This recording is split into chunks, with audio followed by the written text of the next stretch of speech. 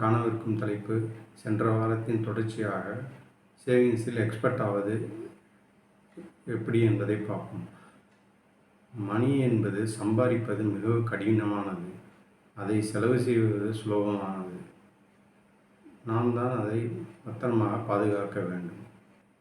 சென்ற தொகுப்பில் நாம் சொல்லியிருந்தது மினிமம் மாதம் 10% சேவ் செய்ய வேண்டும் என்று சொல்லியிருந்தோம்.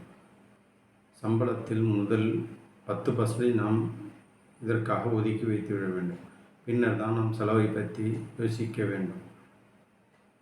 அது முடியவில்லை என்றால் நாம் குறைந்தபட்சம் 1% சேமிக்க தொடங்க வேண்டும்.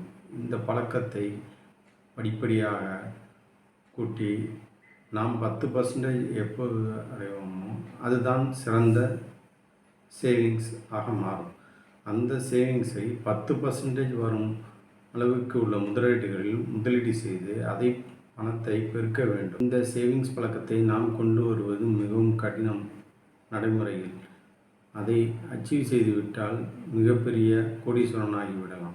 நாம் மாதம் மாதம் குறைந்தபட்சம் ₹500 என்ற அளவில் சேமித்து வைத்து வந்தால் வருங்காலத்தில் நாம் கோடீஸ்வரன் ஆகிவிடலாம். செலவு செய்யும் ஒரு காசையும் நாம் கணக்கு செய்ய வேண்டும். இது தேவையான செலவு, தேவையற்ற செலவு என்று பிரித்து பார்க்க நமக்கு நன்றாக தெரிந்திருக்க வேண்டும். தேவையற்ற செலவை குறைப்பதனால்தான் நாம் சேவிங்ஸில் நாம் பணத்தை சேமிக்க முடியும். நாம் குழந்தைகளுக்கும் சேமிப்பை பற்றி அவ்வப்போது சொல்லிக் கொடுக்க வேண்டும். நாம் தேவையற்ற செலவுகளை குறைக்க வேண்டும். வரவுக்கு மீறிய செலவு செய்தால் நாம் பின்னர் அந்த கடன் அடைக்கவே நாம் சம்பாதித்து ஆக வேண்டும். மற்றவர்களுக்காக வேலை செய்யும் மாரி ஆகிவிடும். இதை தவிர்ப்பதே நல்லது. கூடுமானவரை கடன் வாங்கி செலவு செய்வதை தவிர்க்க வேண்டும்.